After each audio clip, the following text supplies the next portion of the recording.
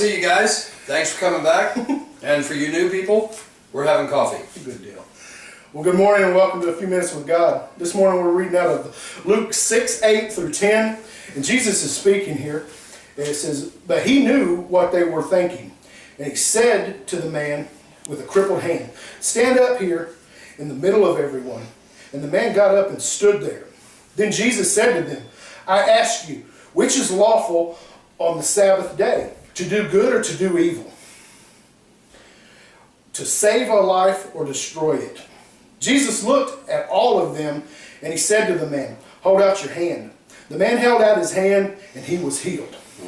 So Jesus, there we go again. Hey, Greg, Greg, what's going on here and who's Jesus speaking with? That's a great question, Matt.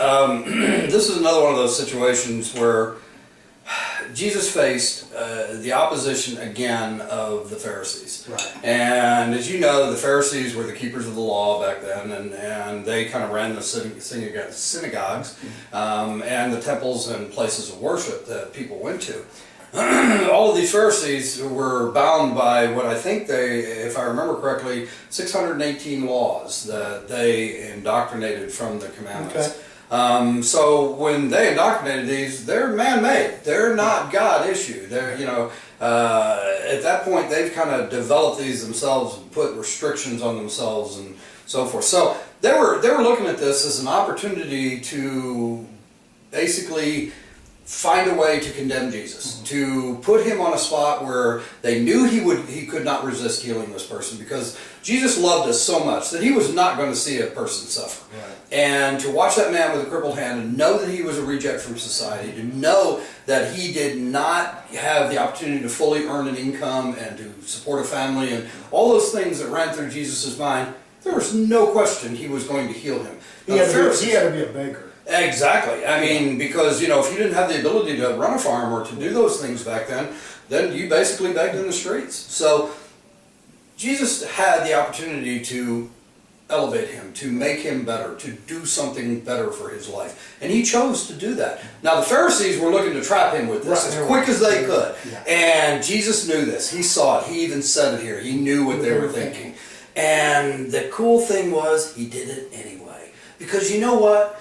Once again, God put us first. He thought of our needs before his needs, because he knew that he could be condemned from that. He knew he could have been thrown into prison. They could have killed him on the spot there. Now, granted, that was not the predestined thing that was to happen with Jesus, but it still put his life in jeopardy. And he was willing to do that for one man.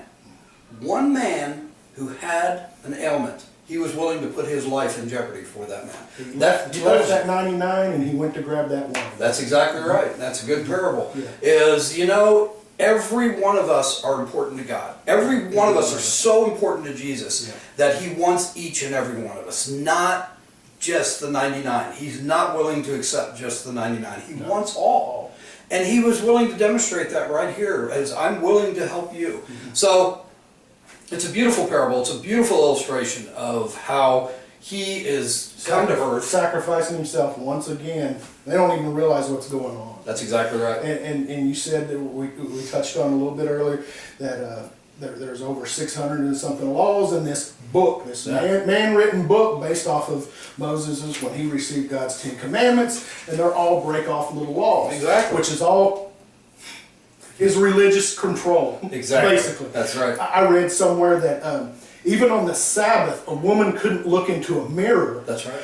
And comb her hair to see one gray hair. She would worry about it, and that would be work. That's right.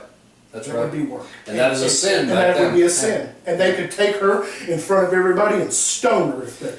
Back then in those books, you were allowed to heal on the Sabbath only if it was life-threatening. Right. Now, obviously, a crippled hand is not life-threatening.